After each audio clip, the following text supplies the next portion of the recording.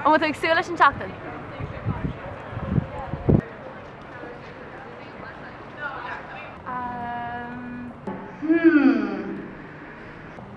Tá mé Tá?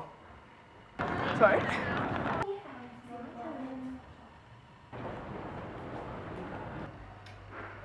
Cad?